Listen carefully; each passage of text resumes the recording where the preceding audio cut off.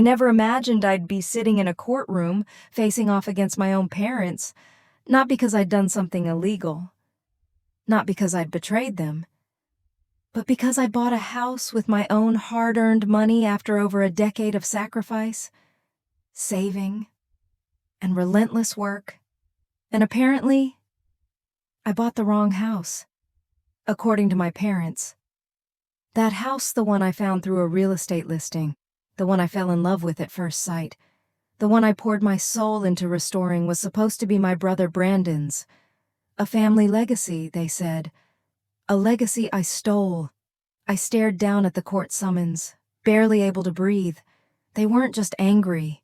They were suing me, demanding either I hand over the deed to Brandon or pay them $600,000 in family compensation. I was stunned, hurt, and so confused. How had my biggest personal achievement turned into a full-blown family war? But as I would soon discover, this wasn't just about a house. It was about a story they'd written for me long ago, a script I never agreed to follow. A script where I was just the daughter, the supporter, the background character in a drama starring my brother. They didn't expect me to become the woman who could buy her own home. They certainly didn't expect me to stand my ground and fight them in court. But I did. And what unraveled during that battle would uncover decades of manipulation, buried secrets, and a truth none of us were ready for. This is the story of how a house tore my family apart and finally gave me the freedom to build a life that was truly mine. I've been sketching floor plans since I was 7. While other kids were drawing rainbows or superheroes, I was outlining imaginary homes' clean lines, perfect angles, windows that caught just the right light. It was never about the grandeur. It was about creating space, a space I could breathe in, a space where I mattered. Growing up in the Brooks household, space was something I learned to design in my head, not expect in real life. My parents, Harold and Joyce, ran our family like a tight ship, with clear expectations and rigid roles. My older brother Brandon, he was the golden boy, the heir, the future of the Brooks legacy. As my father liked to put it, usually after 3 fingers of scotch and a long speech about family duty. Me, I was the planner, the helper, the quiet one who was just like your mother. That was supposed to be a compliment. It never felt like one. Brandon and I are only 2 years apart, but it might as well have been 20. From the moment he could walk, my father groomed him to take over what I'm not sure we ever really knew. We weren't royalty, just a middle-class family with a name my father believed deserved to be remembered.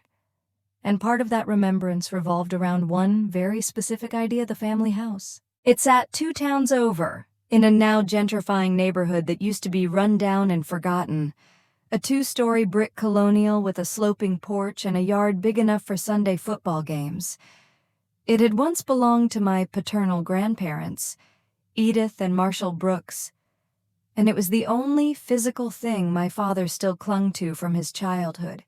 When my grandparents passed, my parents sold the house quietly, suddenly, and we never visited that street again.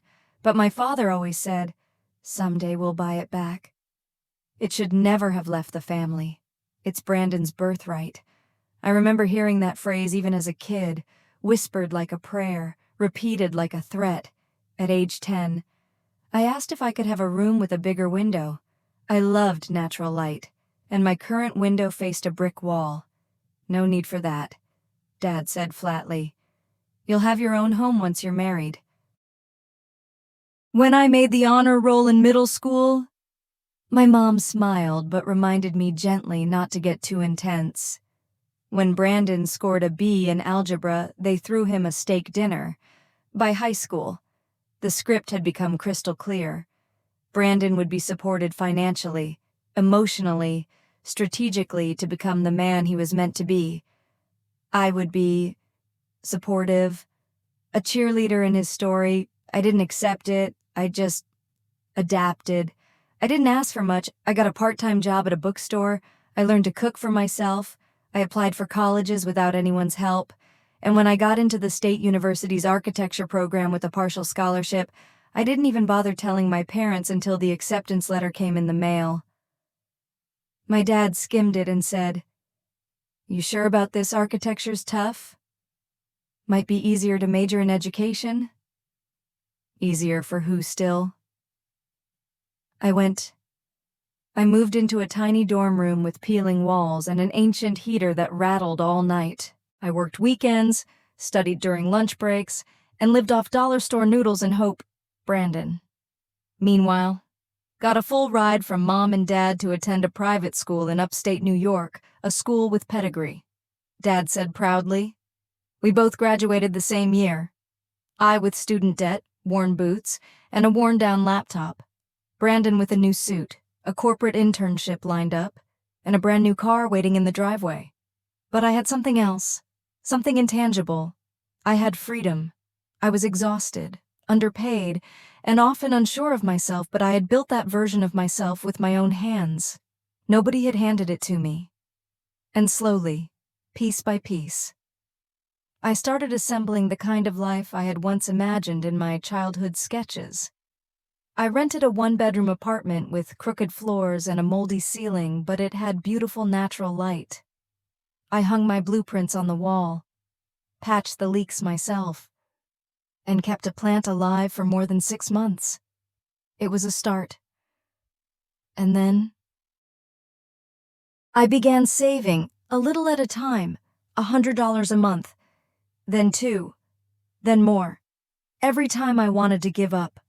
I opened that notebook, my house fund, and remembered why I started. I didn't want a mansion. I didn't want validation from my parents. I wanted a home I could shape, a home I could call mine.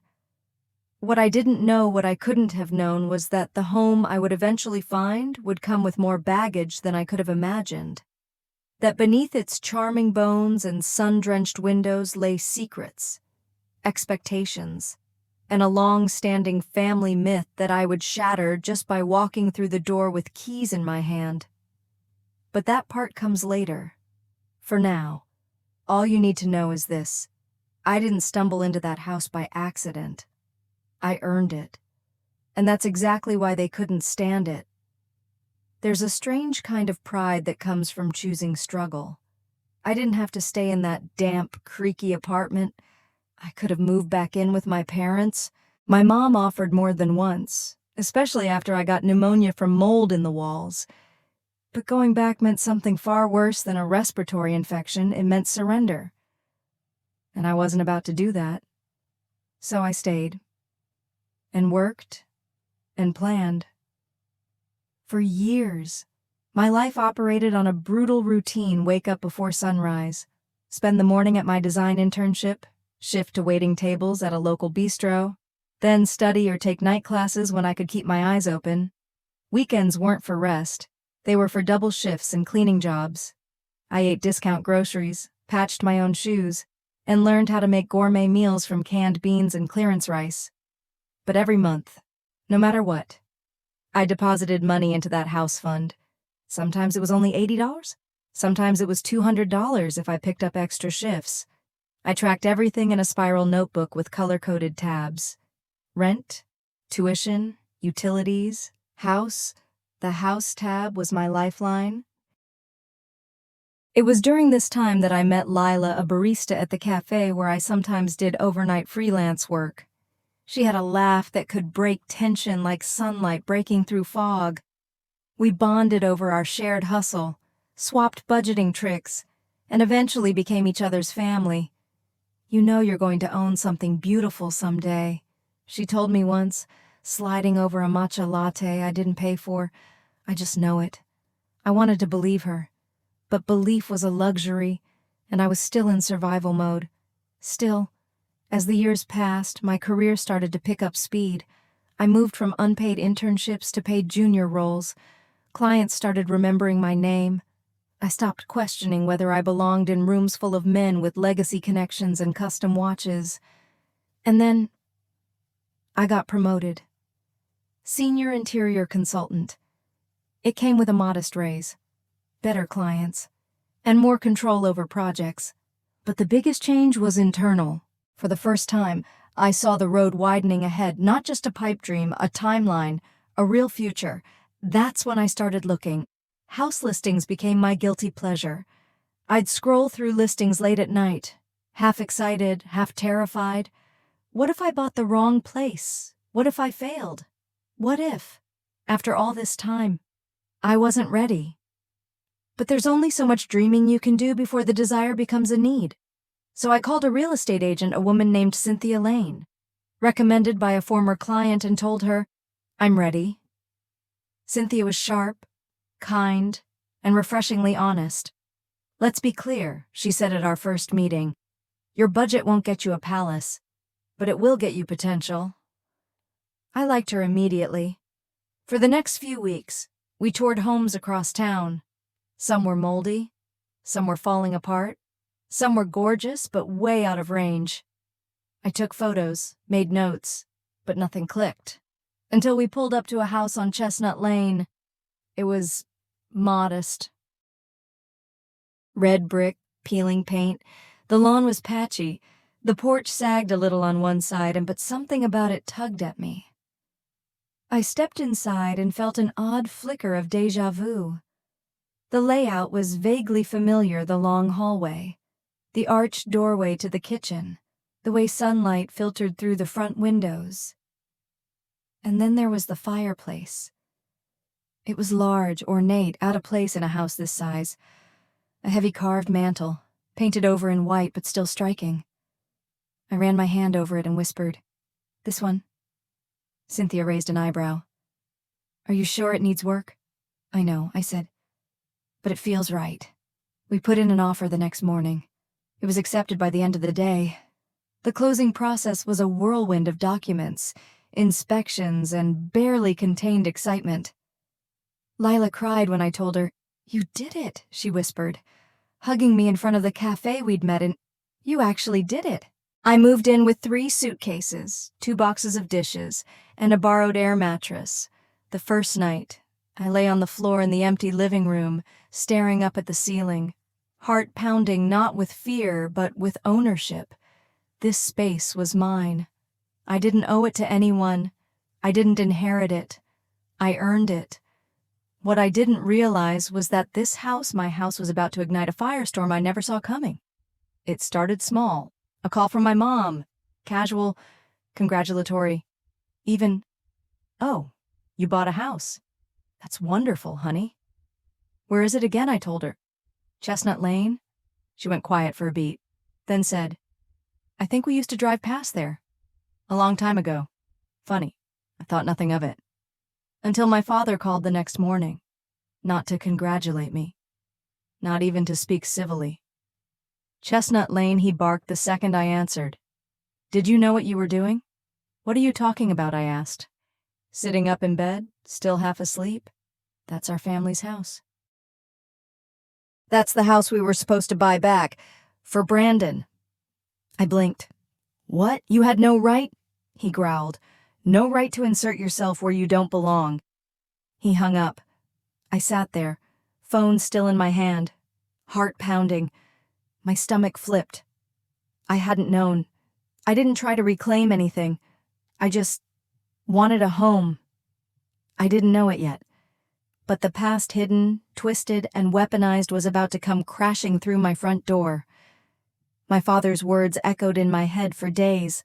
That's our family's house. That's the house we were supposed to buy back. For Brandon.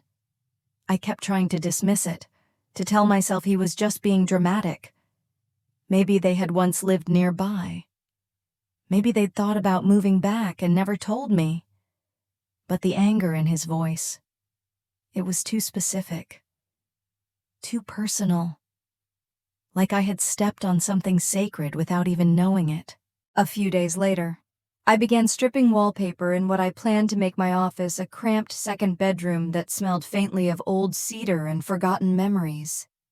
The floral print peeled easily, revealing an even older wallpaper beneath faded blue with silver fleur-de-lis. And behind that, just above the baseboard, something caught my eye. A small hole in the drywall, slightly uneven. I tugged at it gently, and the corner of a photograph slipped out. It was black and white, slightly warped from time. A couple stood proudly in front of the very house I now owned. The man wore a military uniform. The woman stood beside him in a tea-length dress, smiling softly, with one hand resting on her belly. She looked familiar. I turned the photo over, scribbled in ink, slightly smudged Marshall and Edith Brooks. Summer, 1953. My chest tightened. Marshall and Edith Brooks, my grandparents, my father's parents. I'd heard their names growing up in passing, always with an air of reverence. Marshall had fought in the Korean War. Edith had been a seamstress with a sharp wit, but I had no memory of ever being told where they lived. No address, no stories that involved this place. Why didn't I know later that afternoon? I went for a walk around the block. It was a quiet neighborhood, the kind where old trees arched over narrow sidewalks and front porches still had rocking chairs. On a whim, I stopped in front of the yellow house across the street. A woman in her 70s was tending to her garden. "Excuse me," I said, walking up the short path. "I'm Megan. I just moved in across the street." She wiped her hands on her apron and smiled. "I know. I'm June. I've lived here since 1969. You're in the Brooks house." The Brooks house. It wasn't a question. It wasn't a maybe. It was a fact in her mind. "They were such a lovely couple," she said, looking wistfully toward my front door.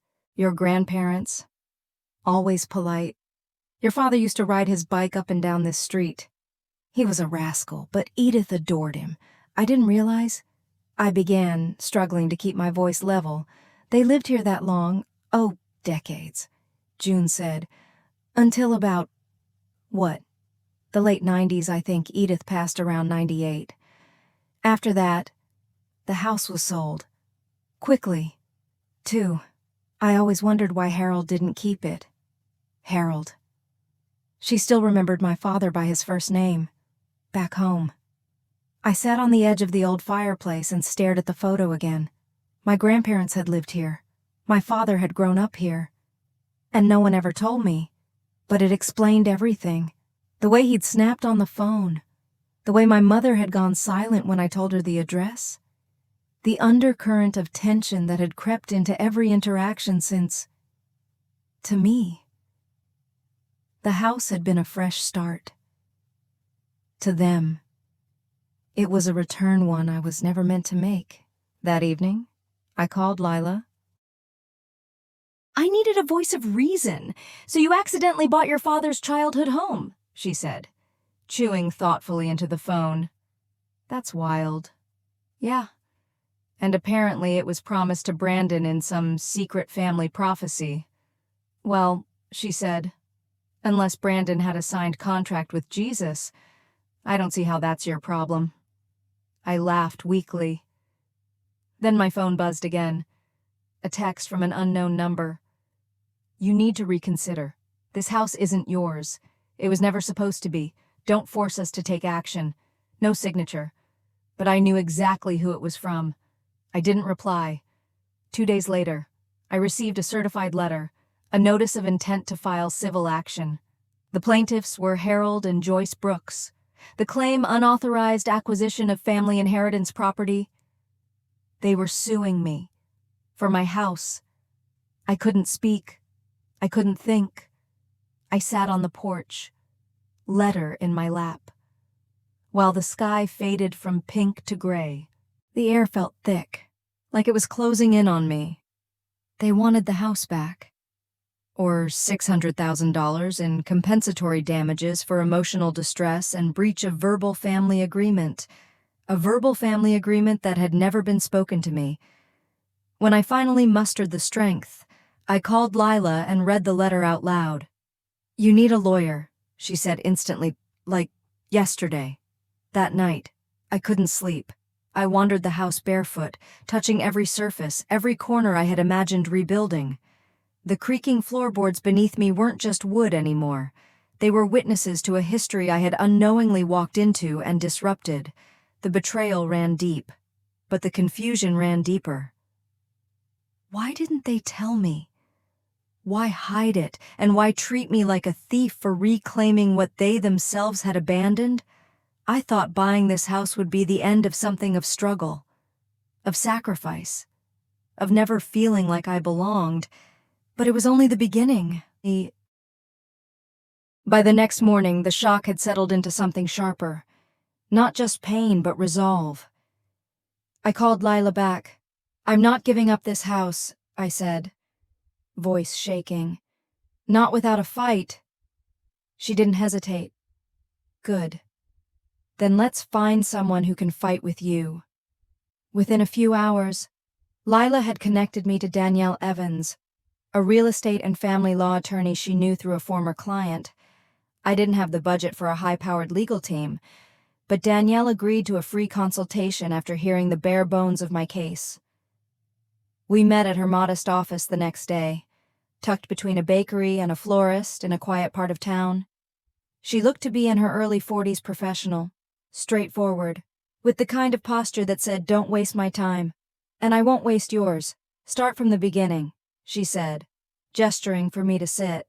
I told her everything: buying the house, the photo, the neighbor across the street, my parents' furious phone calls, and finally, the letter. She listened without interruption, occasionally jotting notes. When I finished, she leaned back, steepling her fingers. "There's no legal basis for their claim," she said calmly.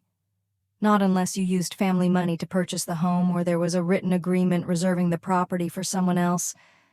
I didn't. Every cent came from my own accounts. I can show you my financials going back 10 years. "Good," she said. "We'll need that, all of it." Her confidence was reassuring, but I couldn't help asking, "And what about verbal agreements, emotional distress, family expectations?" Danielle raised an eyebrow.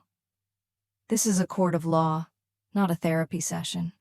I almost laughed in relief. Still, I had one question that kept clawing at me. Why are they doing this? Why not just talk to me first?" Danielle hesitated for the first time. Then she said, "Sometimes people feel entitled to things they gave up, and when someone else, especially someone they underestimated, claims it first, they lash out. I felt that in my bones." Danielle pulled out a legal pad. "Here's what we're going to do. I'll file a formal response to the lawsuit and request all documents related to their claim. You'll give me complete access to your financial records, the purchase agreement, and any communications with your parents. We'll also start digging into the title history of the property. Title history. If they're claiming inheritance, we need to prove that chain of ownership has long been broken." I left the meeting with a strange mix of clarity and grief. For the first time, I felt like I had someone in my corner, but it also meant acknowledging that this wasn't just a family argument. It was war, and I was the only one who hadn't realized we were already in battle.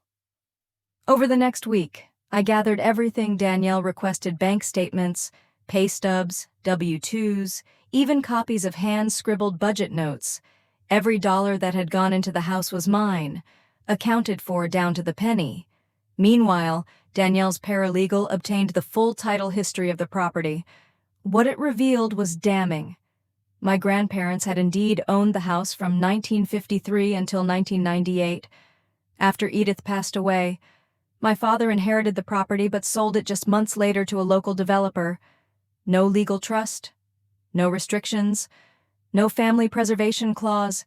The house had changed hands 4 times since then before I bought it on the open market. They gave it away. Danielle said, "And now they want it back without lifting a finger." As I processed the documents in her office, she handed me a sealed manila envelope. "There's something else. This came in with the discovery documents. Emails part of the digital communication archive your parents' lawyer submitted. Legally, they had to share everything related to the case. Inside were printed emails between my parents and various extended family members. Some were petty. Megan always had a rebellious streak. Some were outright cruel. She thinks just because she has a job, she's above tradition. And then there was one from my mother to my high school guidance counselor, dated my senior year. Please don't encourage Megan to apply for out-of-state scholarships. We have concerns about her leaving home so early. It's important she stays close to support the family. Danielle looked at me. You ever apply for that design fellowship at Stanford? I shook my head slowly. I was told I didn't make the final cut.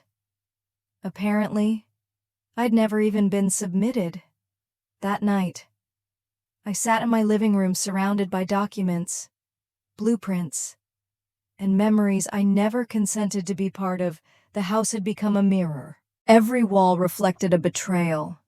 Every hallway echoed with a version of myself my parents had tried to suppress. Quiet, obedient, small, but I wasn't that girl anymore. A few days later, Brandon called. I let it go to voicemail the first 3 times, but on the 4th, I picked up. He sounded nervous. I didn't know they were going to sue you, I swear. Did you know the house used to belong to Grandma and Grandpa? Yeah. I closed my eyes. So you knew it was the same house. I didn't realize you bought that one until Dad told me. Then I saw the paperwork. There was silence. Then he said something that floored me. Dad always told me it would be mine, ever since I was a teenager. Said it was my birthright. That I'd raise a family there and restore the Brooks name. And me, I asked bitterly, where did I fit into that fantasy you didn't? He admitted quietly. For a moment, I thought he might say more. Apologize. Offer to speak to them. But instead, he said, I just hope this doesn't drag out. It's not good for the family. The word family tasted like acid. I hung up. This wasn't about blood anymore. It was about truth.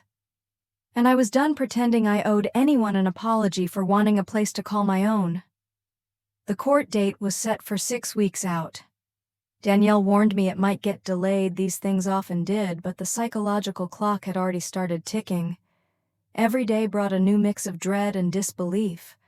I wasn't just being sued by my parents. I was being dragged through a distorted version of my own life. One where everything I had earned was rebranded as ungrateful, disrespectful, or worse, a betrayal. I began preparing like I was going to war. Danielle and her team compiled my full financial history, traced the house's ownership across decades, and documented every communication from my parents, especially the threatening text and voicemail. On her advice, I kept my distance. No returned calls, no answering emails. Every message from them became evidence. But even as we built our legal case, something deeper stirred in me. I couldn't stop thinking about that email from my high school counselor, the one my mother had sent behind my back. It felt like a loose thread in a sweater I hadn't realized was already unraveling. And so, I contacted Ms. Fletcher, my counselor from all those years ago. She remembered me. Megan Brooks, she said warmly. You were the quiet one who always turned in your essays early and triple-checked deadlines. I laughed, despite myself. Still do. She agreed to meet for coffee. And there, in a quiet booth near campus, she slid a file across the table. I probably shouldn't still have this, she said. But something about the situation stuck with me. Inside were scholarship brochures, application forms, and notes. Notes my mother had written, some more aggressive than the one we'd found in the lawsuit files. We believe it's unwise to encourage Megan toward independence too early. Please focus on her social-emotional development rather than academic overextension. Another, she doesn't handle stress well. We're concerned that moving out of state would create long-term issues. I stared at the pages, fingers trembling. They had sabotaged me. Not just passively, not just through emotional neglect or financial favoritism. They had actively campaigned to keep me small, to limit me, to tether me permanently to a role I never chose. Ms. Fletcher sipped her coffee, watching me carefully. At the time, I didn't know what to do. You were so determined. But every time we made progress on something big, something that would help you break through, I'd get a message like that from your mother." She paused. I wish I'd pushed back harder. I shook my head. You didn't know what was happening behind closed doors, but now I did. That night, I went through old journals and notebooks, piecing together a personal timeline. Every milestone I missed, every opportunity that didn't work out, now took on a different tone. The summer design camp I never heard back from the confirmation email had been redirected. The architecture mentorship I'd supposedly lost interest in, my mother had declined it on my behalf. It was all there, scattered like puzzle pieces I hadn't known were connected. Danielle was livid when I showed her. "This isn't just about a house anymore," she said. "This is long-term, systemic manipulation. If we present this right, it'll paint a crystal-clear picture for the judge that this lawsuit isn't about inheritance, it's about control." 3 weeks before the trial, something unexpected happened. Brandon showed up, unannounced, standing on my porch with a manila envelope in one hand and guilt written all over his face. I opened the door but didn't step aside. "Just give me 5 minutes," he said. I folded my arms but nodded. He handed me the envelope. "I found this in Dad's study. You should see it." Inside were old letters, diagrams, even floor plans of this house. My grandfather's handwriting, noting repairs, hopes, dates, and at the very bottom, a single folded letter. It was addressed to me, Megan. "If you're reading this, it means you found your way home. I'm sorry I wasn't there to tell you how proud I am. Not just of what you build, but who you are. Don't let anyone tell you where you belong. You already know. Love. Grandpa." I read it 3 times before I could speak. Brandon shifted on his feet. "I didn't know about any of this until recently. I believed Dad when he said you didn't want more, that you liked being low maintenance. But now I see how much they work to keep you that way. And you're just now realizing this," I asked, voice sharper than I meant. "I know," he said quickly. "I should have stood up for you sooner, but I was too busy being the chosen one to realize the price you were paying for it." He looked me in the eye. "I want to testify. At the hearing. Tell the court what I know." I stared at him. The brother who had gotten everything I hadn't, who had unknowingly been weaponized against me. But in this moment, he looked smaller, human, and, for the first time, free. "All right," I said finally. "Then do it. Say it in court." He nodded. As he walked away, I looked back at the letter in my hands, my grandfather's words still ringing in my ears. "You already know where you belong." The house I had fought for wasn't just mine now. It always had been. They had tried to erase that truth from history, but history, I was learning, doesn't disappear. It just waits for someone to claim it back. The courthouse smelled like disinfectant and nerves. Danielle and I arrived early. She was composed, her briefcase clutched like armor.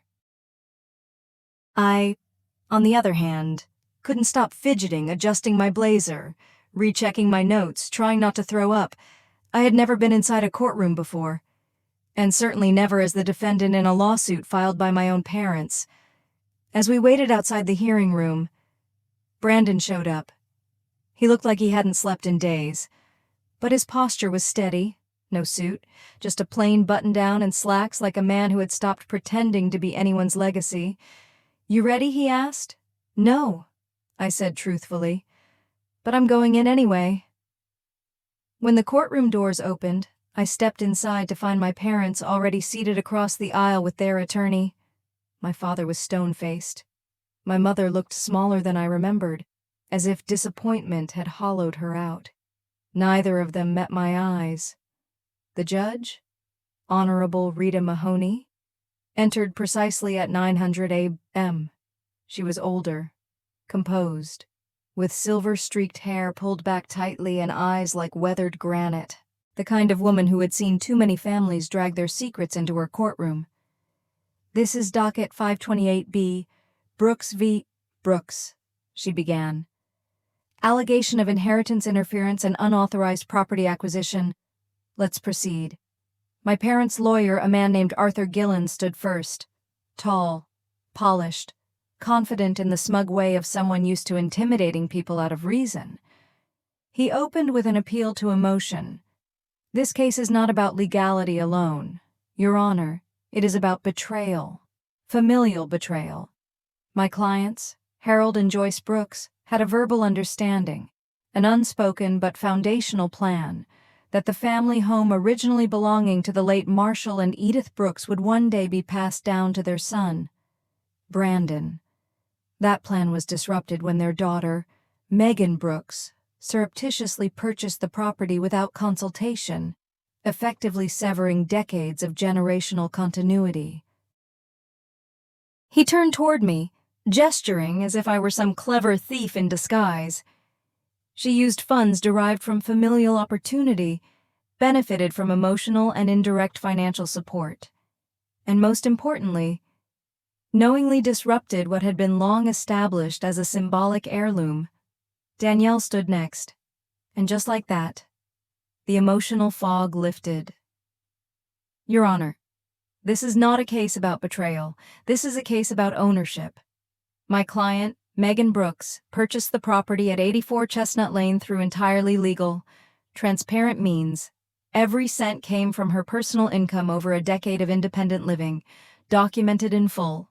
There is no written agreement of inheritance, no trust, no reservation of rights, no restrictions filed on the property. And critically, the plaintiffs themselves sold this house in 1998, willingly, legally, for profit." She let the silence linger. "What they're attempting to do is rewrite history because they regret losing control over both the house and the daughter they never expected to thrive." The judge nodded once. "Let's hear testimony." My father went first. Under questioning by Mr. Gillen, he portrayed himself as a keeper of legacy, a man who only ever wanted to preserve family tradition. He spoke of family honor, the pride his parents took in the home, and his vision of Brandon raising the next generation there. "And how did you feel when you found out your daughter had purchased the property?" Gillen asked. "Betrayed," my father said coldly. "She knew what this house meant. She's always been defiant. She took it to make a statement, to challenge me. It wasn't just about the house anymore. It was personal, always had been." During cross-examination, Danielle remained steady. "Mr. Brooks, can you provide documentation of any agreement, verbal or written, where the property was promised to Brandon? No. Can you produce evidence that Megan was aware of your intentions? No. Can you show any financial contributions you made to her purchase? No. So, to be clear," Danielle said, "you sold the house over 2 decades ago. Your daughter bought it from an unrelated third party on the open market, with her own funds, and yet you believe you are entitled to it because of an unspoken desire." His jaw clenched. "It was never supposed to be hers, because she's your daughter, because she was meant to support, not lead." Gasps rippled through the room. Even the judge's pen paused mid-note. My mother testified next. Tearful, fragile, performing concern more than speaking truth. "I love my daughter," she said, voice trembling. I don't understand why she would do something like this, knowing how important the house was to our family." Danielle's voice was calm when she asked, "Did you ever tell Megan about this importance, about your plans for the house?" "No, but she should have known." "Did you ever tell her about the scholarship opportunities you discouraged?" "I did what I thought was best." Danielle raised an eyebrow. "For whom my turn came next." I stood behind the witness stand, heart racing, palms damp, but once I started speaking, the words came easier than I expected. I told them everything. My childhood, the expectations, the silence, the sabotage. I described scraping through college on tiptoes, working 2 jobs, saving every cent for a decade. I held up my budget notebook like a sacred text. "This house wasn't given to me," I said. It wasn't inherited. It wasn't reserved. It was earned, Danielle asked. At the time of purchase. Did you know the house had once belonged to your grandparents? No. I said. I found out after I moved in. From a neighbor, not from my family. She nodded. Did your parents ever directly tell you this house was meant for your brother? Not until after I bought it. Mr. Gillen tried to rattle me in cross-examination, suggesting I acted out of spite. I kept my voice even. I didn't buy this house to hurt anyone. I bought it because it felt like home. I didn't realize how many people had decided I wasn't supposed to have one. Then came Brandon. My father's head snapped up when he heard his name called. Brandon walked steadily to the stand, not with arrogance but conviction. I was told since I was 14 that this house would be mine. He began. But I never signed anything. There was no trust, no plan, just words. Words my father repeated so often they started to feel real. He glanced at me, and I believed him because I benefited from it. From everything. Money, support, praise, while Megan was left to fend for herself. He paused. She didn't steal anything. She bought it.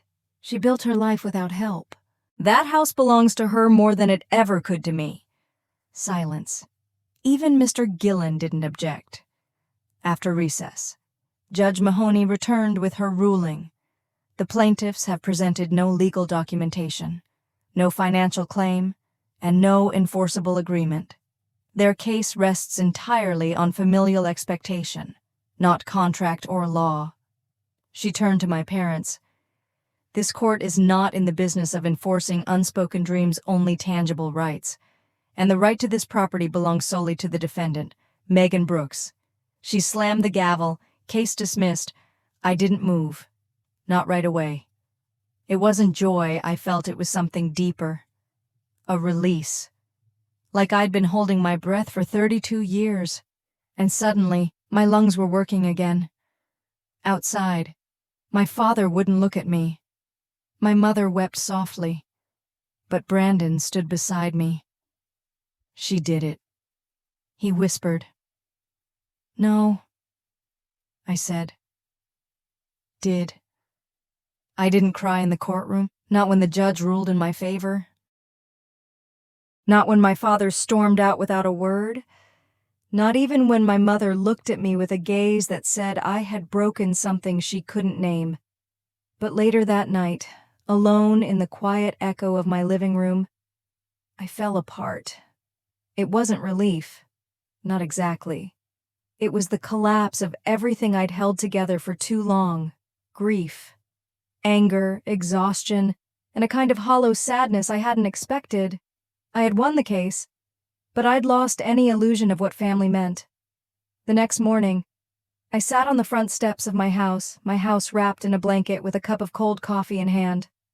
The early light hit the brick facade, and for the first time since moving in, I saw it clearly. Not as a battleground, not as a symbol, just as a home. Lila showed up not long after, holding a paper bag of bagels and 2 iced lattes. You didn't think I'd let you sulk through victory alone, did you? She plopped down beside me and passed over breakfast. I hadn't realized how hungry I was. I keep thinking I should feel triumphant, I admitted. Lila nodded. That's the thing no one tells you about justice. It rarely comes with a parade. It just gives you space. I looked at her. Space for what to start over? In the days that followed, I tried to settle back into normalcy. Danielle wrapped up the legal paperwork. The house deed was untouched. My bank account remained intact, but the emotional residue lingered. My father made good on his final words. He cut all ties, blocked my number, told extended family I'd stabbed the family in the back. My mother sent 2 emails in the weeks after the ruling, one cold, one apologetic. I didn't respond to either. But Brandon, he kept showing up. He texted, checked in, helped patch a leak in the guest bathroom without being asked. It was awkward at first, We didn't know how to be siblings without the pressure of roles imposed on us. One Saturday, as we painted the upstairs hallway, he broke the silence. "I used to think you hated me." "I didn't," I said quietly. "I hated that I had to fight for crumbs while you got the whole table." He winced. I didn't see it until it was too late. "Dad, he built his dream on your silence." We both stared at the wall for a while, watching the pale blue dry in streaks. "I'm sorry," he said, "for not standing up for you sooner."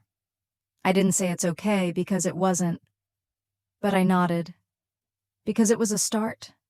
3 months later, the house was finally beginning to feel like it belonged to me in every way. The wallpaper was gone, the floors gleamed, the garden out back was sprouting tomatoes and basil. I'd painted the front door a deep forest green, the color of resilience. I decided to mark the milestone. Lila suggested a small gathering, a housewarming/reclamation party, she said. So we hosted one. Just a dozen people, friends, neighbors, co-workers, and Brandon, who brought a casserole that tasted suspiciously like it came from a deli. I didn't care. It was the first time I saw him smile around people who knew me as me, not just his sister. Midway through the evening, Lila raised her glass. To Megan, she said, eyes shining, who didn't just buy a house, she reclaimed her narrative and painted the walls herself. Everyone laughed. I did too, through the lump in my throat. I looked around the room at people who chose to be here, not because they were related by blood or bound by legacy, but because they saw me, supported me, valued me, and for the first time in my life, I felt like I belonged. The next morning, I found a small envelope tucked into the mailbox. No return address. Inside was a note, handwritten in a shaky script. I drove by the house today. Looks beautiful. I'm sorry I let him convince me it shouldn't be yours. I'm proud of you, even if I never said it before. Mom, I stared at it for a long time, then folded it gently and placed it in a drawer. I wasn't ready to answer. I didn't know if I ever would be. But I knew that the silence between us no longer held power over me. Later that week, Danielle called with news a local historical design magazine wanted to feature the house. Apparently, one of the guests at my party had connections and shared photos of the restoration. They're calling it the house that fought back, she said with a chuckle. I laughed too, not because it was clever, but because it felt true. The house had fought back, against erasure, against entitlement, against history that was never mine to carry, and so had I. 1 year after the court case, I stood on the front porch of my home, the sun casting long shadows across the freshly painted steps. The ivy I had planted was beginning to creep up the lattice. The little garden out back had bloomed. Inside, the walls bore soft, earthy tones I'd chosen carefully, not just for aesthetics, but for peace. And hanging in the entryway, framed in reclaimed oak, was the letter from my grandfather. Don't let anyone tell you where you belong. You already know. That letter had become more than a memory. It was my compass. Professionally, things had shifted too. The article in the design magazine sparked new opportunities, clients looking for authenticity, for heart, not just luxury. One firm offered me a partnership, but I declined.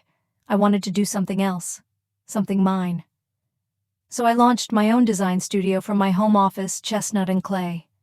The name came from the street I lived on and the material I'd worked with during the house's renovation. It felt grounded, personal, honest. But more meaningful than the business itself was what I began doing on the weekends. At first, it was informal coffee chats with women I'd met through friends or local meetups. Young professionals, mostly. Women who were tired of being told to wait, to settle, to shrink themselves. They asked about budgeting, credit scores, renovation tips, about owning something in a world that kept moving the goalposts. So, I opened my doors literally, once a month. I hosted what Lila jokingly dubbed Claiming Spaces Saturdays. We sat around my dining table or on blankets in the backyard. Sometimes 5 women came, sometimes 20. We didn't talk about legacy. We talked about agency, how to build what no one else will give you, how to stop waiting for permission, how to turn a house or a life into something earned, not inherited. Brandon showed up once, not as a speaker but as a listener.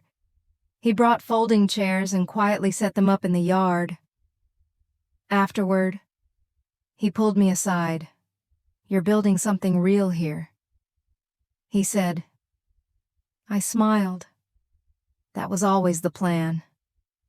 He eventually moved out of our parents' subsidized apartment, bought a modest fixer-upper across town with his own money. He still calls me when he doesn't know how to fix a leaky faucet or chooses the wrong shade of gray paint. But we laugh about it. We talk like equals now. As for my parents, the silence remains. My mother sends occasional cards. I read them, then place them gently in a drawer. There is no rage anymore, no longing either, just distance, boundaries.